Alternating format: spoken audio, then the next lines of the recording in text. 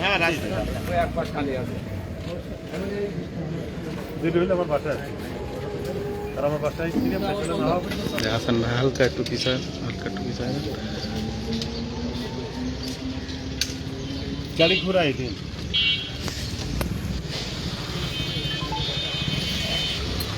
ভাই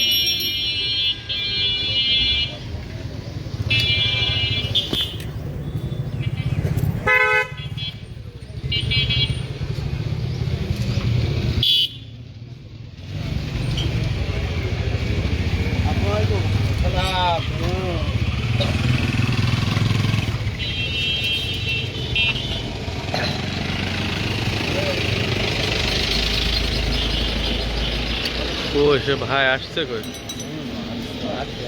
হ্যাঁ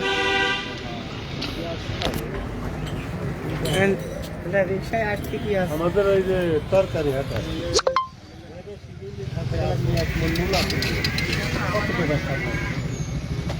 এটা তো একটা সরকারি ওই জায়গাটায় চার্জ নেই আপনি যাবেন আমারটা নিয়ম আরে হ্যাঁ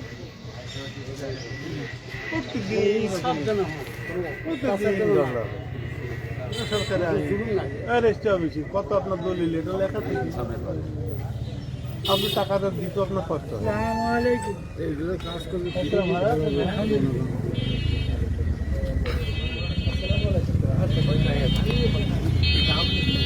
কে ও সাইকেল এক পাস করেন আসসালামু আলাইকুম সামনে যাই আপনার এই যে রিক্সা ব্যাংকে টাকা নেই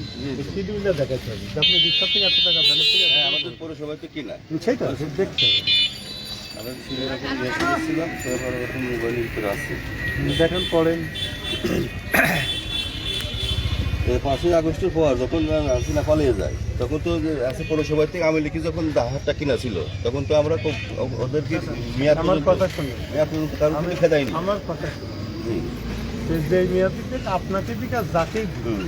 ইজারা যখন দেয় একটা শিডিউল থাকে ইজারার বিস্তারিত বর্ণনা থাকে আমরা তো জানতাম না এর আগে এমপি হয়ে জানতে এখন আপনার যখন ইজারা দেশে তখন আপনি কোথার থেকে কত টাকা নেবেন সেটা ওখানে উল্লেখ করা আছে আপনি ইচ্ছা মতো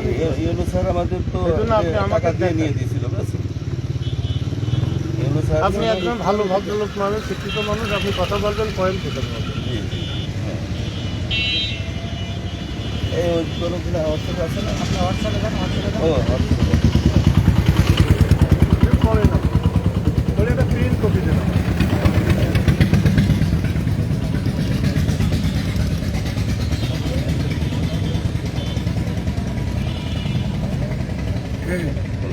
পড়েন পড়েন পড়েন বড় শুরু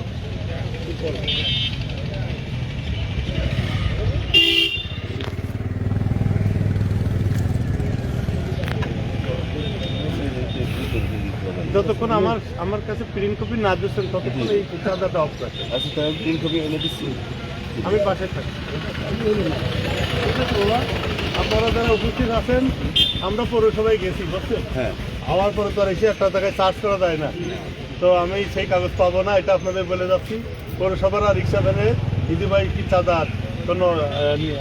ন্যায়, এটা আমাকে বলছে কালকে প্রত্যাহার দেবে।